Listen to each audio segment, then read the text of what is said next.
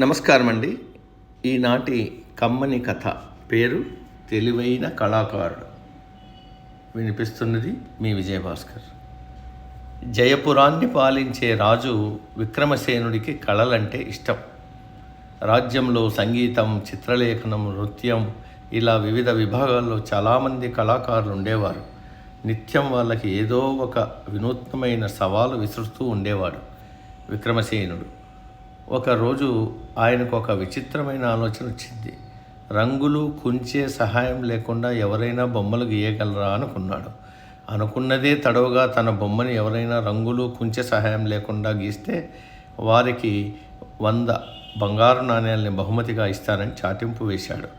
రాజ్యంలోని కళాకారులంతా రంగులు, కుంచె లేకుండా బొమ్మ గీయడం గురించి రేయింబవళ్ళు ఆలోచించినా వారికి ఏమీ తోచలేదు. దాంతో ఎవరు ముందుకు రాలేదు. ఒక పల్లెటూరులో ఉన్న వీరబ్రహ్మానికి మాత్రం రాజు ఇచ్చిన సవాలుకు ఎలాగైనా బదిలివ్వాలని ఉండేది. దాని గురించి నిరంతరం ఆలోచించేవాడు.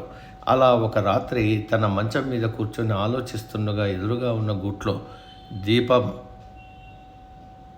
కాలగా వచ్చిన మసితో గోడ మీద నల్లని పొర ఏర్పడటం చూశాడు.